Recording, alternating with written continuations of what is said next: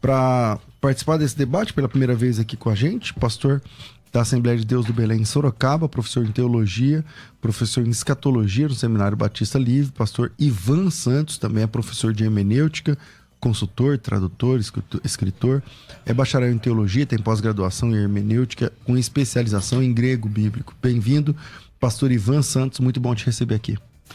Olá, bom dia a todos, é com muita alegria que aqui estamos, né? Conhecendo aqui esse cenário e, de alguma forma, tendo a oportunidade de compartilhar um pouco da palavra de Deus. Então, sou muito grato pelo convite e estar aqui com todos. Amém. Com a gente aqui é reverendo Amaury Oliveira, faz parte da Igreja Presbiteriana da Penha, ele é o pastor responsável, ali titular pela Igreja Presbiteriana da Penha, é teólogo pelo Seminário Presbiteriano de Noel Nicodemos Heller e pelo Instituto de Teologia Aplicada, também tem mestrado em Ciência da Religião pelo Mackenzie. Bem-vindo mais uma vez aqui, nosso amigo, reverendo Amaury. Muito prazer estar aqui mais uma vez. Um abraço aqui ao pastor Ivan, prazer em conhecer, e que Deus continue derramando bênção, graça sobre toda a nossa equipe e sobre os nossos queridos ouvintes. Amém. Bom, vamos começar, tem que começar primeiro, né? Então, vamos começar com o pastor Ivan. Arrebatamento será antes, depois da tribulação? Qual a sua opinião? Aliás, lá no Instagram, tem lá na página do Instagram, FM Rádio Musical, tá lá o tema do nosso debate, o arrebato é antes ou depois. Eu acho que tinha que aparecer antes ou depois, mas apareceu lá sim e não. Vamos entender que o sim é para antes e o não deve ser para depois. Vamos lá, pastor Ivan Santos, sua opinião inicial sobre o tema. Pois bem, como dispensacionalista, naturalmente sou pré-milenista e pré-tribulacionista. Sendo assim, faço a defesa de que o arrebatamento será antes da grande tribulação. E nessa fala inicial quero pontuar pelo menos 3 razões ou apresentar 3 fundamentos básicos nos quais o pré-tribulacionismo se sustenta. Eu vou começar pela ordem inversa, né? Dada a importância de cada argumento. O terceiro que eu quero pontuar aqui é o histórico, né? O pré-tribulacionismo, o dispensacionalismo, ele tem uma fundamentação histórica com raízes já na patrística. Adolf von Harnack, por exemplo, que é um historiador e traz inúmeros relatos, né, no desenvolvimento histórico das doutrinas cristãs, especificamente também da escatologia. Ele vai dizer que haviam 3 forças que impulsionavam a pregação do evangelho nos primeiros séculos, né? A doutrina da iminência, a volta de Cristo e o reino milenar. Então, a doutrina da iminência, que é um dos pilares do pré-tribulacionismo, já fazia parte ali da igreja. É interessante nós observarmos que, inicialmente, nos 3 primeiros séculos, né, antes ali de Nicéia, majoritariamente os teólogos eram pré-milenistas, e isso é o resultado da hermenêutica histórico-gramatical, uma interpretação literal, simples e objetiva do texto. E quando nós trabalhamos com essa mesma perspectiva em relação ao pré-tribulacionismo, nós temos toda uma sustentação hermenêutica e bíblica.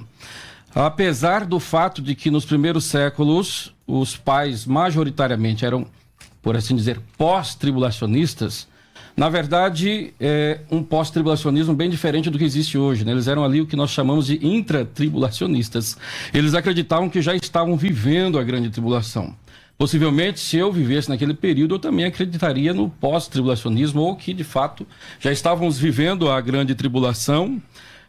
O anticristo apareceria a qualquer momento, o imperador ali, por assim dizer, também era taxado como anticristo. E, assim, aqueles pós-tribulacionistas defendiam também a doutrina da iminência.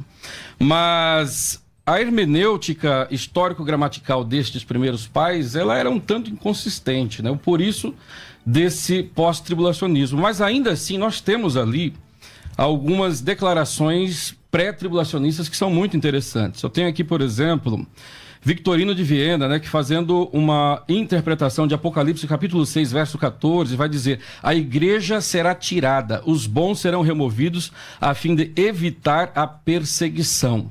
E tem também, né, a famosa declaração de Efrém o Sírio. Pois os eleitos de Deus serão reunidos antes da tribulação que está por vir e serão levados ao Senhor para que não vejam a confusão que há de vir sobre o mundo. Então nós percebemos ali já um pré-tribulacionismo em um contexto onde o pós-tribulacionismo era majoritário, mas esse pré-tribulacionismo ele é cristalino. Ele é diferente, por exemplo, do pós-tribulacionismo de Irineu, que é um tanto ambíguo, às vezes parece ser pré-tribulacionista. Então nós já temos aqui pelo menos esses dois, né? Poderia citar mais. E depois vamos ter ali no período pós-reforma também, né? Entre os puritanos, o pré-milenismo que surge ali do período pós-reforma, ele é um pré-tribulacionismo ou, por assim dizer, um pré-milenismo já com tendências dispensacionalistas, né?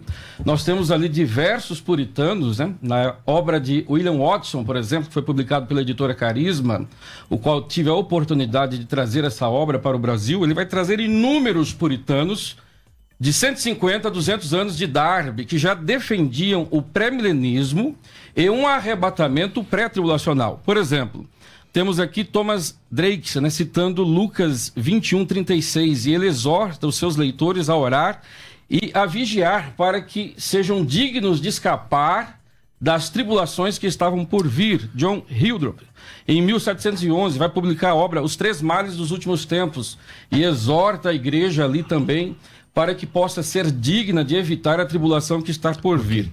Enfim, temos inúmeros outros puritanos 100, 200 anos antes de Darby, que já fazia a defesa de um pré-tribulacionismo. Então essa ideia de que o pré-tribulacionismo surgiu com Darby, que pegou ali as suas ideias de Margaret MacDonald, na verdade foi uma mentira, né, propagada por Dave McPherson, que infelizmente pegou, principalmente para quem não consulta outras fontes, mas os dados históricos, na verdade, comprova totalmente o oposto, né? Okay. O pré-tribulacionismo, ele tem sim a sua fundamentação histórica. E o aspecto hermenêutico... Pastor Ivan, vou ter que te cortar, porque eu era só uma palavra inicial no início do debate e se estendeu. Reverendo Amaury, sua palavra inicial, por favor, você pode até aumentar um pouquinho o tempo do que é o de costume. Então, assim, eu pessoalmente creio que o arrebatamento é pós-tribulação.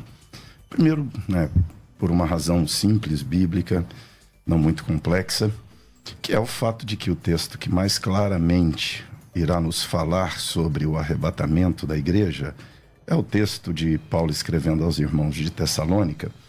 Quando Paulo vai falar do fim, ele diz: não quero que vocês sejam ignorantes com respeito aos que dormem. E aí Paulo vai fazer toda essa descrição bem conhecida. E ele vai dizer, né, porquanto o Senhor mesmo dá da sua palavra de ordem. Que ordem que é? É a ordem da volta de Jesus, ressoada que é a trombeta, ouvida a voz do arcanjo. Ele descerá dos céus. Descerá do céu para a terra, para a volta gloriosa de Cristo.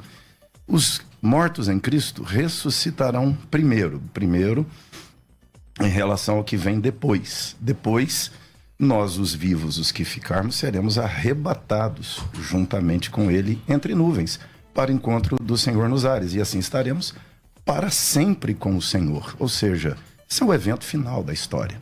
O evento final da história é Jesus descendo dos céus, a igreja sendo arrebatada, encontrando com Cristo nos ares, fim.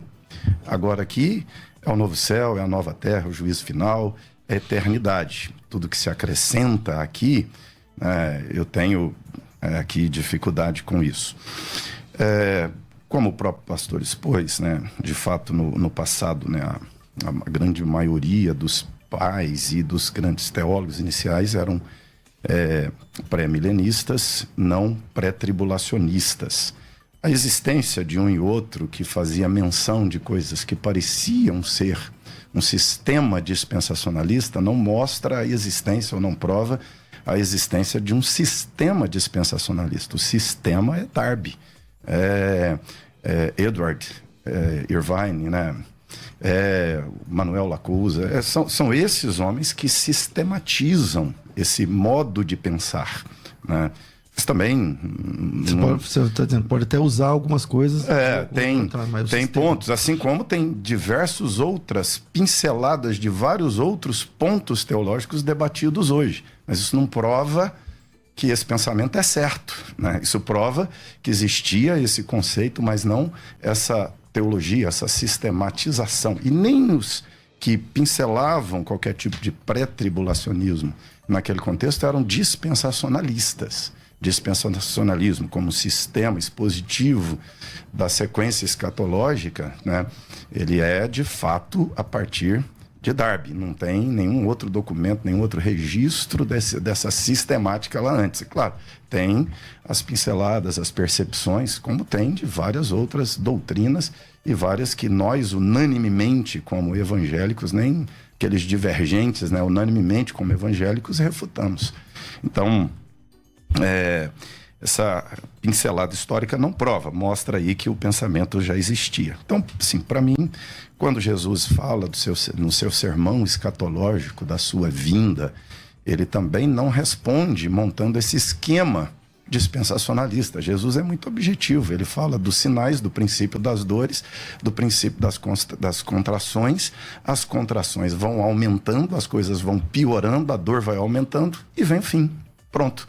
Né? Então, por questão de como a Bíblia mais naturalmente fala da volta de Cristo, eu entendo que arrebatamento tem a ver com o último ato de Jesus antes de sua volta. Ressuscita os mortos, arrebata a igreja, desce, exerce o juízo e temos novo céu e nova terra. Ok, pastor Ivan. Pois bem, na minha fala inicial eu falei do aspecto histórico, né, como terceiro ponto, e já fazendo até um contraponto ao reverendo Amaury. Em segundo lugar, aqui eu coloquei hermenêutica e em primeiro, obviamente, o fundamento bíblico, né? É muito óbvio porque que os pais inicialmente tinham ali uma posição pré-milenista e na sua maioria eram pós-tribulacionistas. Eles estavam vivendo, né, aquele período, e é muito interessante nós observarmos que durante toda a era da igreja, muitas das vezes o que determinou a hermenêutica é o contexto eclesiástico e social, cultural em que aquele povo estava inserido. Entretanto, no aspecto hermenêutico, eu só vejo uma possibilidade de nós colocarmos a igreja para ser arrebatada no fim da grande tribulação, o que naturalmente nós podemos então afirmar que ela passaria, por assim dizer, pela grande tribulação. Quando eu faço uma leitura do Antigo Testamento e os textos que apresentam ali Israel, eu enxergo, na verdade, a igreja, né? Porque essa é uma das bases do aliancismo.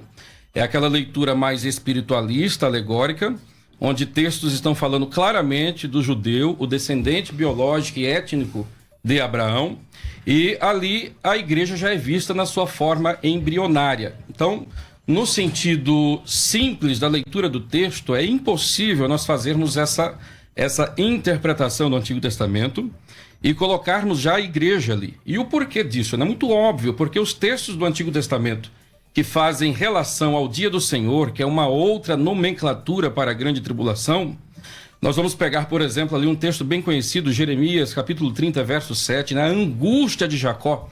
E é interessante que esse texto fala que é uma angústia como nunca houve. É um momento, um dia como nunca houve antes e tampouco haverá depois. É muito semelhante à fala de Jesus em Mateus capítulo de número 24, ali no versículo 21, quando o próprio Cristo denomina essa futura tribulação de a grande tribulação. E ele deixa claro que será um período ímpar e singular, como nunca houve desde o início, tampouco haverá depois. Então, assim, os textos que nós lemos que apresenta a grande tribulação, sempre é Israel, primariamente, que está atrelado a este período. Nunca a igreja, a não ser, obviamente, né, que eu faça uma leitura do Antigo Testamento, colocando já a igreja ali, e no Novo Testamento invertendo, né, chamando a igreja de Israel de Deus. Então, assim, nós temos inúmeros textos também no Novo Testamento que vai apresentar a grande tribulação, o dia do Senhor, ou o dia da ira. E Paulo, ele é muito enfático, né? Quando ele escreve aos Tessalonicenses, capítulo 1, versículo 10, capítulo 5, versículo 9, que a igreja não está destinada à ira. E que ira é essa? Não é a ira lá do julgamento do trono branco. Obviamente que essa ira é uma outra nomenclatura para o período de 7 anos de grande tribulação, né? Apocalipse capítulo 6, versículo 17, a ira ali é denominada do próprio período. As pessoas que estarão vivendo a grande tribulação, elas é quem chamam o período da ira do Cordeiro ou a ira de Deus. E sendo assim, Paulo deixou muito claro, né, que a igreja não está destinada a este período. Se ela não está destinada a este período, é muito óbvio que o arrebatamento ocorre antes, até mesmo porque a Bíblia apresenta claramente esses eventos como sendo distintos. Arrebatamento não é segunda vinda. Segunda vinda é o segundo advento de Cristo à Terra para o estabelecimento do reino milenar. Não é para arrebatar a igreja, né? E para isso nós temos diversos textos que poderemos trabalhar aí mais adiante. Reverendo Amaury. Então, ver a igreja dentro do Velho Testamento não é ler, né, no sentido espiritual ou simbólico. A Bíblia toda está dizendo o tempo todo que o verdadeiro judeu é aquele que é crente. Quando Deus mesmo manda, por exemplo, Elias matar os diversos profetas de Baal, os profetas do poste-ídolos, ali são 850 pessoas, fora os que adoravam, né? Mas você tem ali Elias reclamando com Deus e Deus dizendo para ele, olha, tem 7.000 joelhos que não se encurvaram a Baal. Ou seja, ali nós temos um bando de baalistas. E o baalismo ali é confrontado e Elias até mata aqueles sacerdotes para fazer essa limpeza espiritual em Israel. Mas o próprio Deus vai dizer que quem é dele ali são os 7.000 que não se encurvaram. Claro, 7.000 ali tem a ver com essa simbologia do 7, né? Não é uma literalidade de 7, mas, ou seja, o que Deus está dizendo é que tem muita gente fiel em Israel, tem muito crente lá dentro da nação. E o tempo inteiro, em momento nenhum da história, nenhum judeu foi para o céu porque é judeu. Todo judeu que foi para a glória, que morreu, está com Cristo, é porque foi salvo mediante a fé messiânica, a fé abraâmica, a fé do Gênesis 3, quando Deus promete que do ventre da mulher viria o varão que esmagaria a cabeça da serpente, a esperança, a aliança, a promessa. Ou seja, o tempo inteiro a salvação no Velho Testamento não é étnica, é por fé. É uma salvação baseada na promessa. Agora, o judeu não é salvo por ser judeu. Então, ele não é povo de Deus só por ser judeu.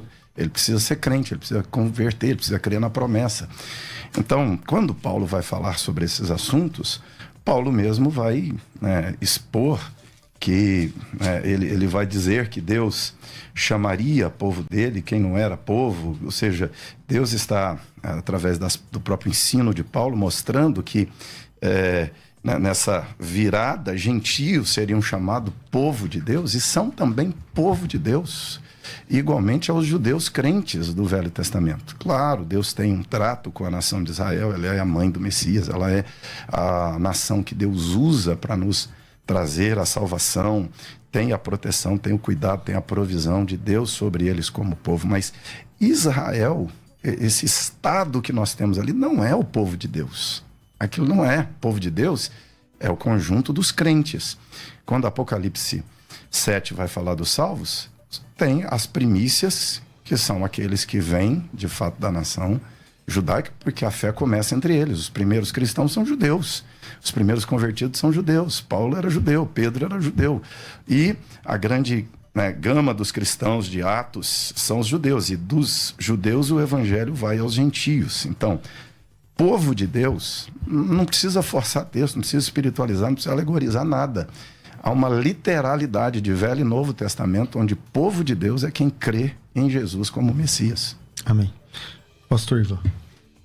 É interessante que o dispensacionalismo, especificamente o revisado, e até de forma mais acentuada o progressivo, mas o revisado, como eu me enquadro melhor nessa perspectiva, não nega esta realidade, de que Deus tem um único povo, não nega a realidade de que há uma eleição instrumental para Israel, e aí abrange todo judeu, todo israelita, por assim dizer. Eleição instrumental porque foi a nação eleita por intermédio do qual o Messias viria e veio.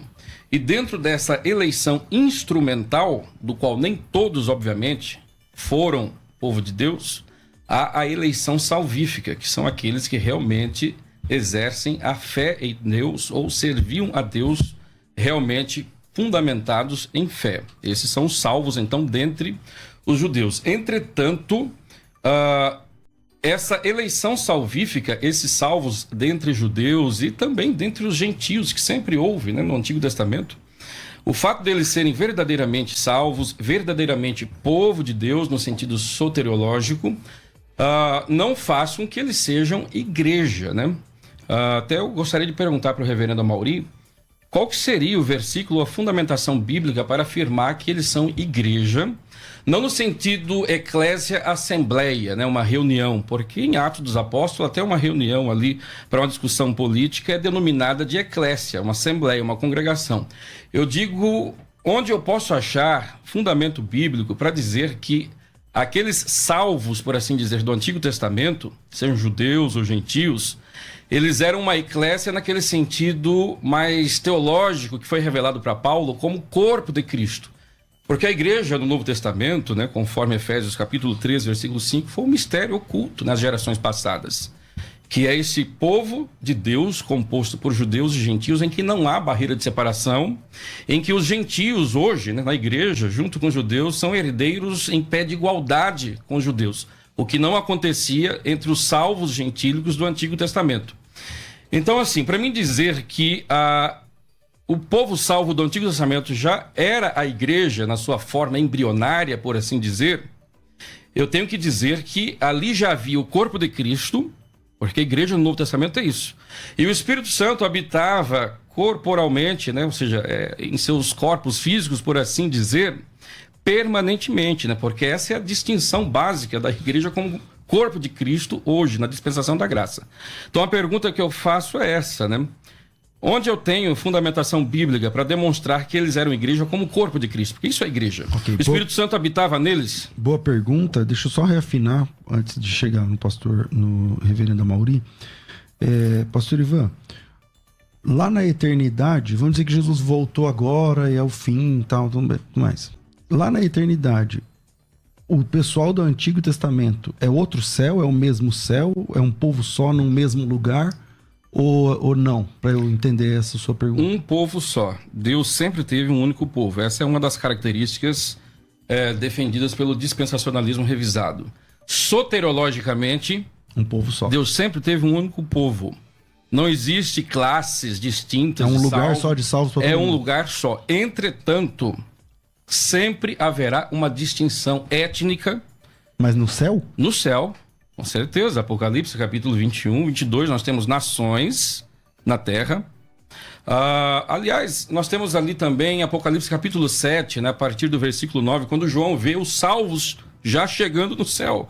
E o texto declara que eles vêm de todos os povos, tribos, línguas e nações. Uma multidão. Uma multidão formada de todo mundo. Composta por povos, com certeza. Deus não vai anular essas características distintas. Ok. Pastor Amaury. Então, quando Paulo vai dizer que a lei era um aio para conduzir a Cristo, ela está dizendo que todo mundo que creu na lei, naquele modelo como aio que leva a Cristo, é povo de Cristo, é corpo de Cristo. Ou seja, eles criam em quem? Em Cristo, o Messias que viria. Até os gentios convertidos, aliás, tinha sacerdote gentílico. Jetro, sogro de Moisés, não era judeu, era sacerdote. Sacerdote de Midian.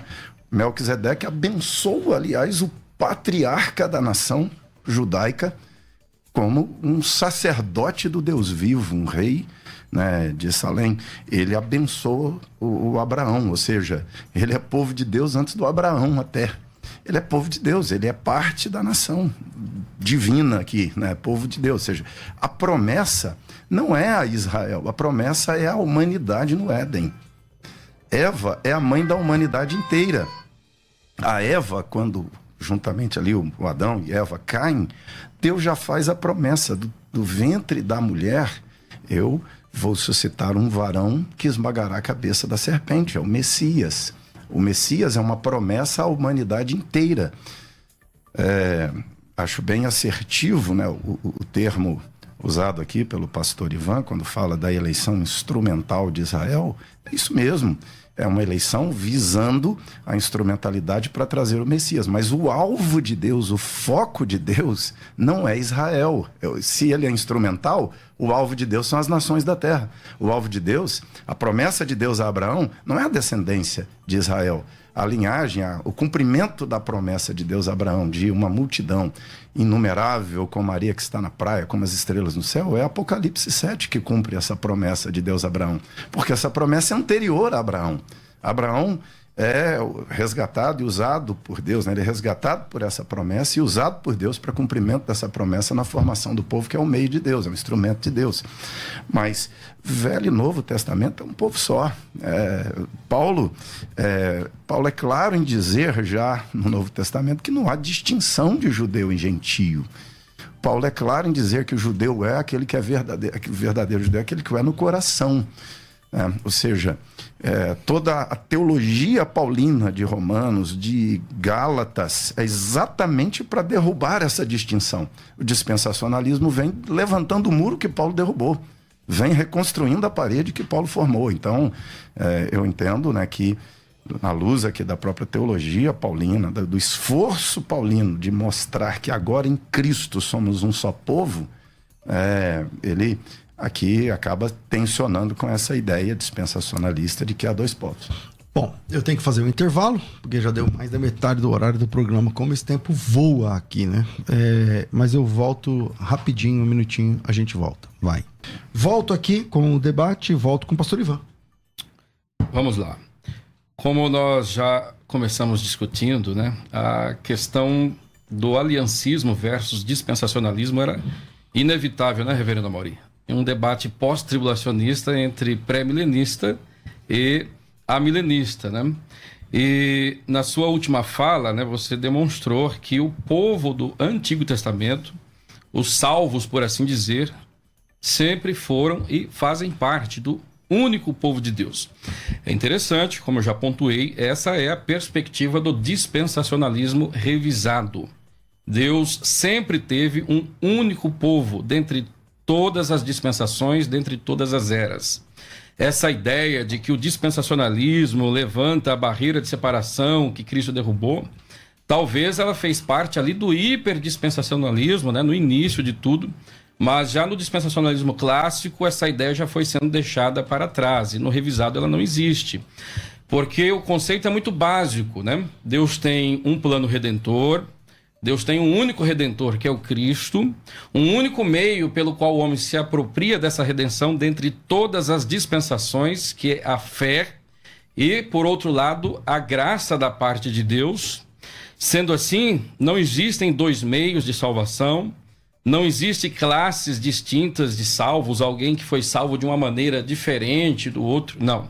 O dispensacionalismo revisado entende, né, compreende essa unidade salvífica que há entre o povo de Deus. Contudo, essa unidade ela é composta, né, conforme nós vemos aqui em Apocalipse 7, versículo de número 9, que vai dizer: depois dessas coisas olhei e eis uma grande multidão, a qual ninguém podia contar, de todas as nações, tribos, povos e línguas. Povos, então nós percebemos essa distinção mesmo nos céus, por mais que façam parte de um único povo redimido.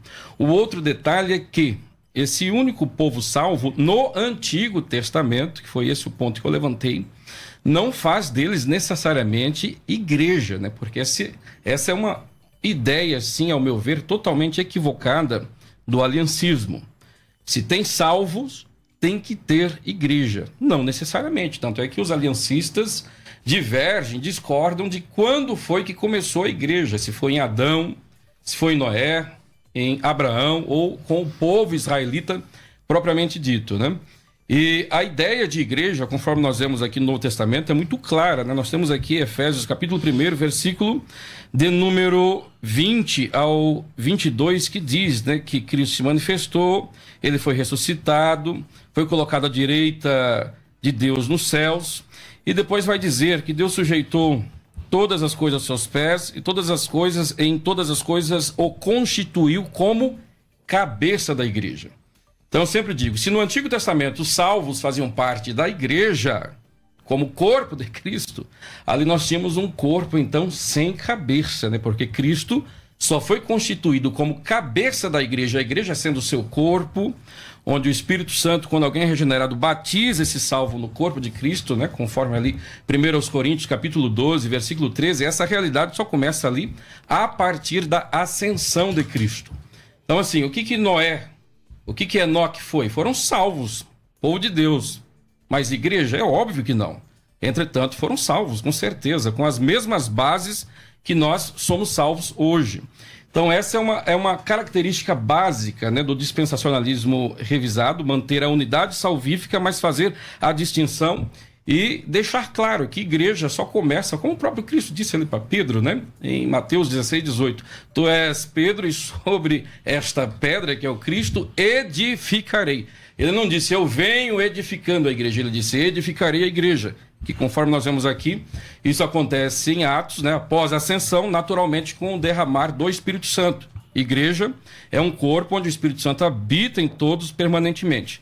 Quando nós entendemos que o Israel no Antigo Testamento não é igreja, aí fica fácil para nós compreendermos os programas escatológicos distintos. Ou seja, aí Deus tem um programa específico para o Israel no Antigo Testamento e para os gentios, salvos por assim dizer, que é totalmente distinto da igreja, em alguns aspectos, obviamente falando, né?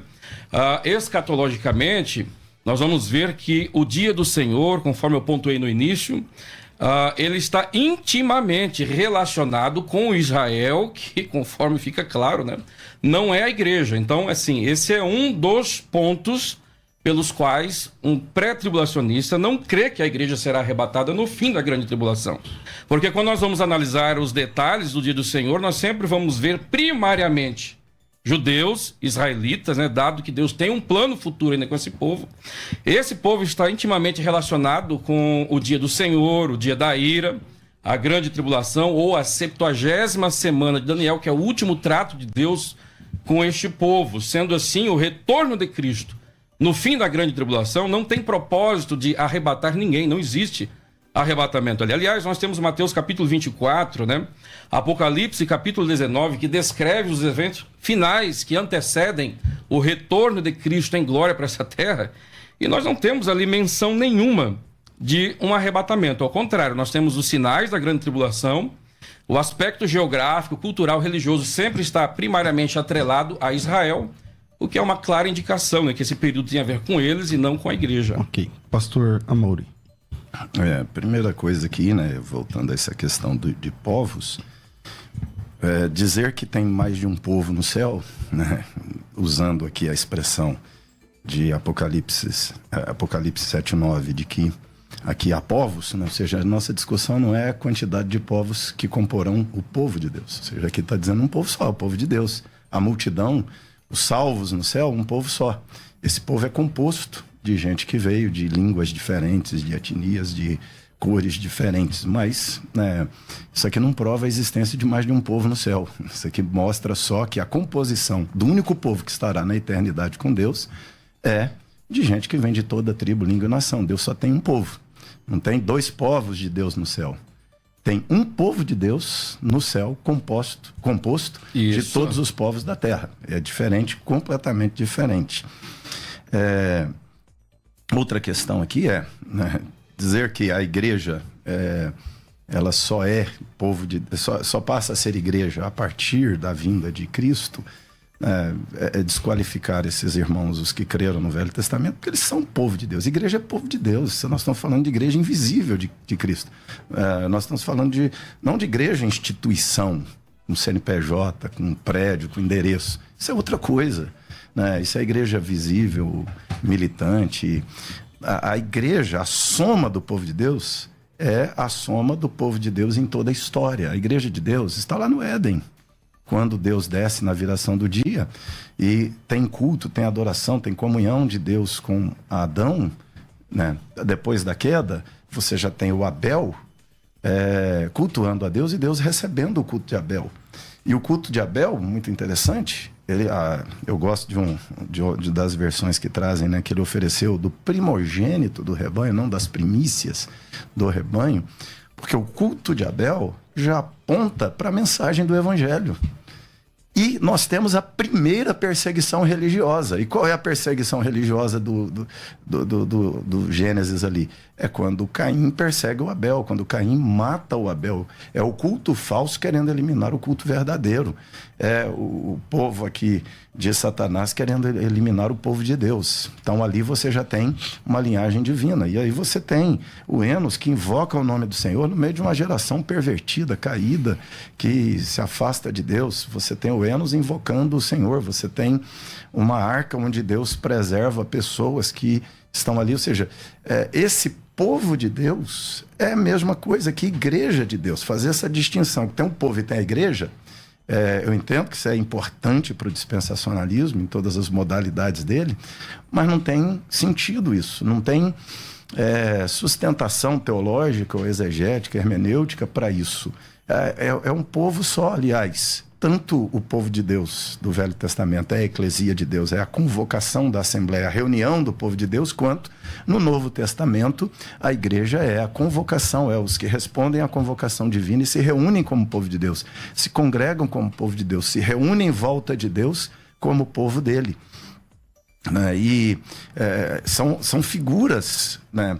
Povo, família, igreja, corpo, edifício, são formas diferentes de designar o mesmo grupo. Que grupo? O grupo que crê na promessa, o grupo que crê na redenção, o grupo dos crentes ao longo da história, o grupo dos que não se encurvaram diante de Baal, dos que preservaram a adoração a Deus, dos que no mundo caído foram entendendo a revelação divina e crendo nela e a seguindo. Essa congregação forma, né, o povo, tanto é que quando a gente tem a visão de João do céu em Apocalipse 4, João vê 24 anciãos, 12 representando o povo de Deus do Velho Testamento e 12 representando o povo de Deus do Novo Testamento. Os 24 anciãos são 24 presbíteros. O presbítero é a liderança, a representação do povo. É o conselho dos anciãos da representação do povo. Então, aqueles 24 anciãos com coroa na cabeça são a representação do governo do povo de Deus. E são 24, porque é um povo só, Velho e Novo Testamento. É um único povo. E eles depositam uma coroa diante do Cordeiro. É a mesma fé, é a mesma crença, é a mesma salvação, a mesma adoração. É um único povo. Pastor Ivan. Sim, eu desde o início estou deixando claro que a perspectiva que eu defendo do dispensacionalismo revisado não nega essa ideia da unidade salvífica. Deus sempre teve um único povo no sentido soteriológico. A questão é a seguinte, você disse que carece de fundamentação exegética, né, para poder demonstrar que este povo do Antigo Testamento não era a igreja. Eu apresentei aqui alguns textos, né? Mateus capítulo 16, verso 18, onde Cristo disse que edificaria a igreja, ou seja, um evento futuro, considerando do momento em que Cristo estava falando.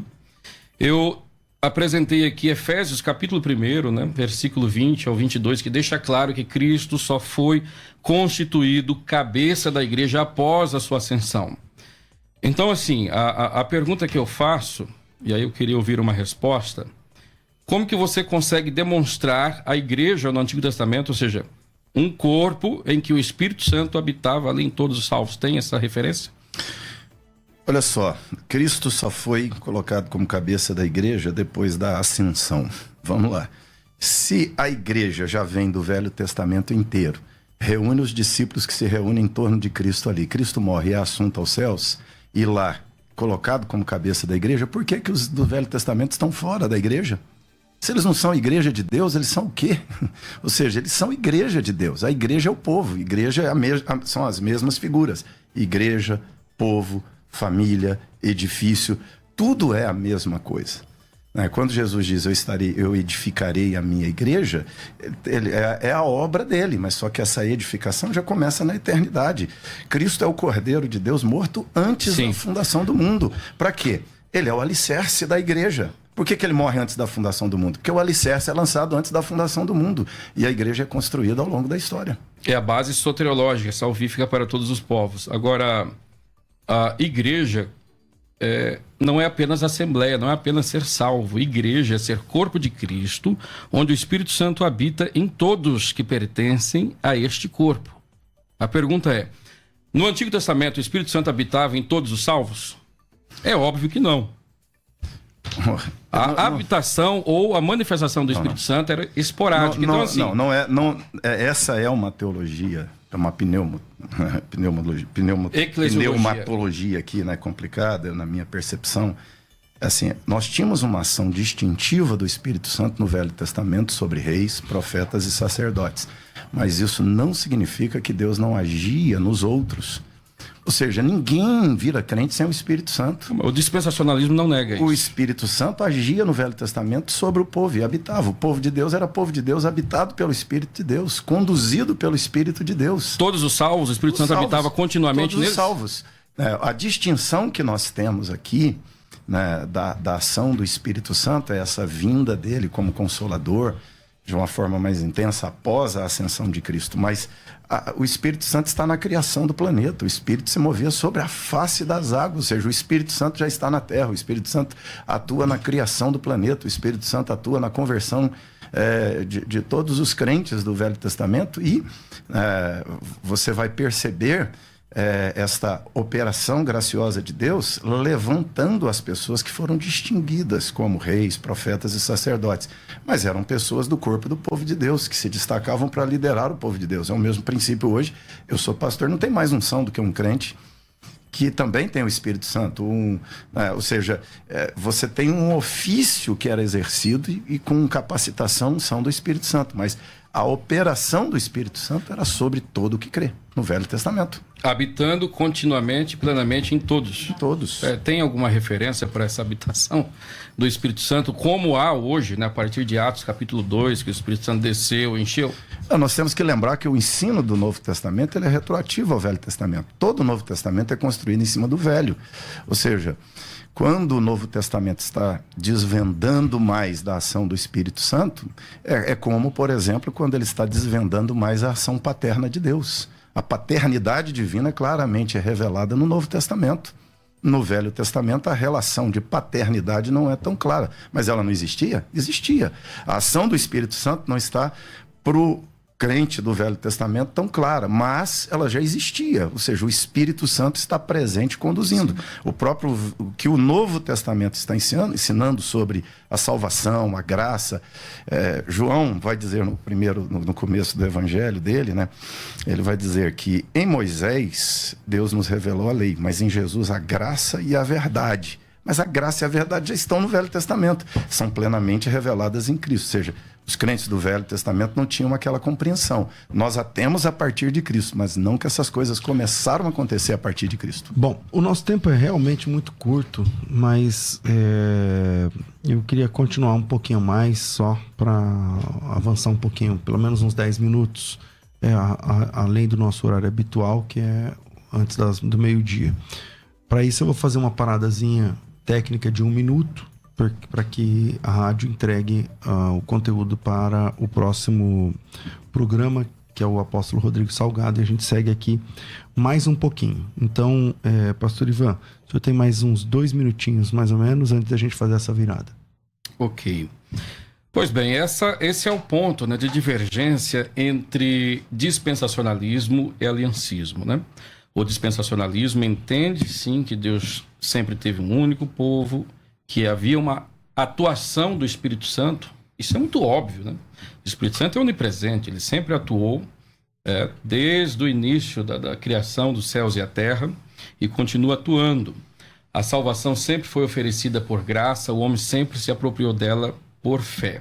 Entretanto, a partir de Atos capítulo 2, algo diferente, conforme foi profetizado no Antigo Testamento, acontece. Isso é muito claro, que é justamente o quê? O início disso que nós chamamos de igreja, que o Novo Testamento declara como sendo não uma mera eclésia de assembleia, de ajuntamento, mas o corpo de Cristo, onde o Espírito Santo habita continuamente, capacitando todos os salvos, algo que nunca aconteceu durante o Antigo Testamento, embora ali houve salvos entre os judeus, entre os gentios e assim por diante. E a partir disso, né, nas nossas falas finais aqui, eu creio que talvez dê tempo, né, pastor César, de falar um pouquinho sobre o ponto principal nosso, né, que é a questão do arrebatamento. Então, quando nós consideramos isso, fazemos essa distinção, nós compreendemos os programas escatológicos distintos e vamos perceber, né, que o dia do Senhor, a grande tribulação, Mateus 24, né, está tratando ali primariamente, não exclusivamente, mas primariamente com israelitas, com judeus, porque é o cumprimento ali do dia do Senhor, que no Antigo Testamento, né, conforme ali Joel, capítulo 2, Sofonias, capítulo 1, verso 7, verso 15 e tantos outros textos, né? Jeremias 30, verso 7, a grande tribulação, dia do Senhor, está intimamente relacionada com este povo que antecede o segundo retorno, a segunda vinda de Cristo a essa terra para o estabelecimento do reino milenar. Bom, o nosso tempo, como eu falei, é bem escasso, mas é com muito carinho que nós oferecemos essa programação completa para você. A gente vai para um break de 1 minutinho, e nesse 1 minuto a rádio se prepara aqui para receber o apóstolo Rodrigo Salgado e a gente continua ao vivo pelo YouTube. Então, se você quer continuar ouvindo esse debate, vem para o canal do YouTube, César Cavalcante, ou Musical FM 105.7, ou também pelo Facebook. Escolha aí a melhor forma de continuar com a gente. Vira aí, Rafa. Vai. Daqui a pouco, tem mais debates na Musical FM. Ei, tá sofrendo com ansiedade, estresse, falta de energia e disposição? Use magnésio quelato. Ele vai nutrir o seu cérebro e vai nutrir o seu corpo, evitando a fadiga. Liga agora, 0800 591 1137. Liga agora, 0800 591 1137. Ganhe o cálcio massageador as primeiras 10 pessoas que ligar. 0800 591 1137. Liga agora. 0800 591 1137. ZYD 930. Rádio Musical FM São Paulo, 105.7. Ouça em qualquer lugar do mundo, também pelo site www.fmmusical.com.br. Musical FM, uma emissora da rede LC de mídia. Você está ouvindo Debates, aqui na Musical FM. Ouça também pelo nosso site www.fmmusical.com.br. Voltamos com os últimos minutos desse debate. Reverendo Mauri, a bola está no seu campo. Vamos lá. Na questão, né, focando aqui, é claro, toda essa questão, né, do povo, quem é povo de Deus, quem não é, Israel, igreja, ele é basilar para a compreensão que vem em seguida, né?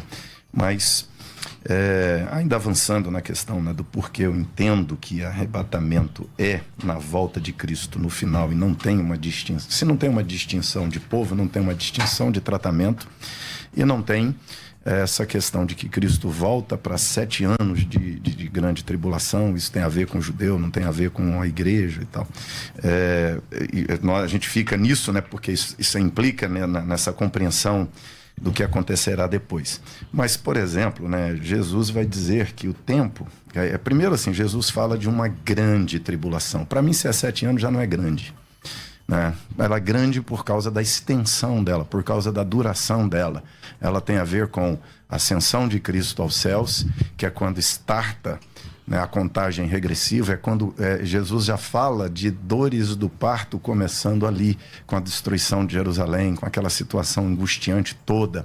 E aquela situação que começa angustiante ali no Velho Testamento, ali no começo, né, na igreja primitiva, aquela tribulação que começa ali, ela tem uma longa extensão, por isso que ela é grande. Ela é grande na qualidade dela e na quantidade, na duração dela, no tipo de tribulação que seria e na duração dela. Por isso que ela é grande. Ela dura da ascensão de Cristo e aí até a volta de Cristo, e ela, como dor de parto, ela vai se intensificando. Então, quanto mais perto do fim, mais intensa a dor da grande tribulação e do parto. E Jesus chega a dizer que essa grande tribulação seria abreviada por causa dos eleitos.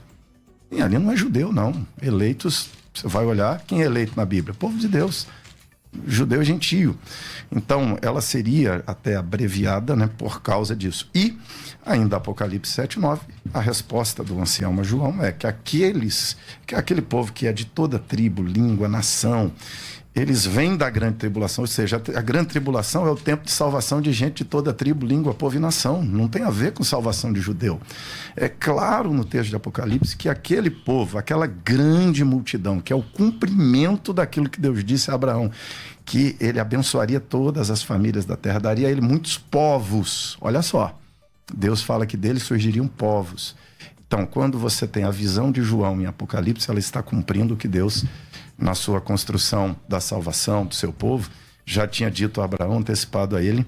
Então, quando você tem ali o final da grande tribulação, quem vem para a presença do Cordeiro é gente de toda tribo, língua, povo, nação, que são salvos, que lavaram as roupas, as vestiduras no sangue do Cordeiro. Então, juntando tudo isso, né, nós percebemos que, na verdade, Jesus aponta uma linha reta que no final da chegada acontece na sua volta, ele desce dos céus, arrebata seu povo só para um encontro com ele nos ares, a celebração das bodas.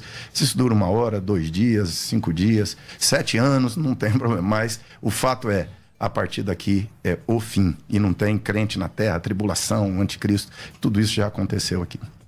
Maravilha. Pastor Ivan. Pois bem, eu quero apresentar aqui um texto em Lucas, capítulo 21, versículo 34, né, que é a narrativa de Lucas sobre o sermão escatológico de Cristo, né? É um detalhe que não se encontra ali em Mateus, capítulo 24. Já destacando de antemão também, né, que em Mateus 24 nós temos realmente ali a referência aos eleitos, e deve ficar bem claro que nós temos na Bíblia anjos eleitos, Cristo é o eleito de Deus, nós temos a igreja. No Antigo Testamento nós vamos ter, obviamente, o Israel, né? A eleição instrumental, eleição salvífica, e nós temos também Romanos, capítulo 11, versículo 28, né? O termo grego ali, eklektos, né? Aplicado também para o Israel, aqueles que serão salvos no período tribulacional, enxertados novamente na oliveira. E o contexto todo de Mateus capítulo 24, onde aparecem ali os eleitos, ele dá indícios, né? O contexto serve para poder nos dar um norte e dar sentido aos termos, né? Os termos isolados, eles não têm muito significado. É o contexto quem vai determinar o significado de cada termo bíblico. E naquele contexto específico, nós temos ali, sim, uma referência aos israelitas, né? Aos judeus, contexto geográfico, religioso, cultural. E é muito interessante, porque quando nós vamos ver as descrições da segunda vinda, há sempre um local geográfico nesse planeta, né? Cristo não vem em qualquer região. Nós vamos ver ali, por exemplo, no capítulo de número 16 de Apocalipse, né? No derramar da sexta taça, a batalha do Armagedon, ou seja, tem relações ali geográficas com Israel, né? Assim como Mateus 24. Zacarias capítulo 14, quando Jesus Cristo volta já com a sua igreja gloriosa para estabelecer o reino, ele vai colocar os pés no Monte das Oliveiras. Mais uma vez, um contexto geográfico, e esse contexto tem a ver com a nação de Israel, porque é o segundo advento de Cristo, não para arrebatar a igreja, dado ao passo que nós não temos arrebatamento em Mateus 24, e muito menos em Apocalipse capítulo 19, que são os textos que narram, que descrevem o segundo advento de Cristo em maiores detalhes. E Jesus está voltando para salvar este povo ali das garras do anticristo, né, por assim dizer, livrá-los e estabelecer o reino milenar, que sucede o segundo advento, que é o que nós vemos em detalhes ali em Zacarias capítulo 14. E aqui em Lucas 21, verso 34, né, para fechar aqui a minha fala, diz: olhai por vós mesmos, que não aconteça que os vossos corações se encarreguem de glutonaria e embriaguez e dos cuidados da vida. E venha sobre vós de improviso aquele dia, porque virá como um laço sobre todos que habitam na face de toda a terra.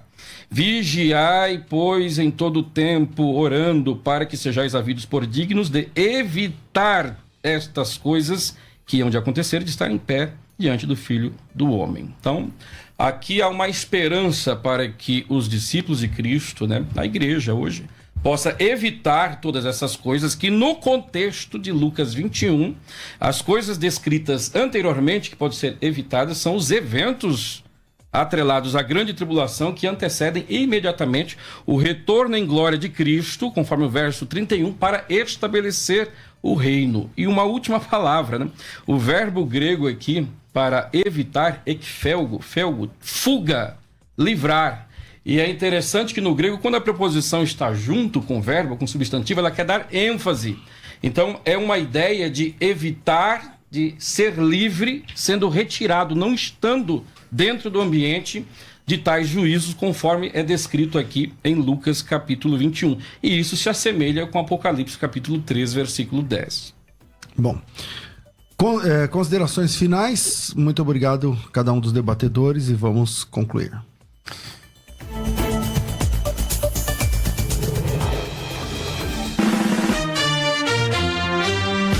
Considerações finais. Debates.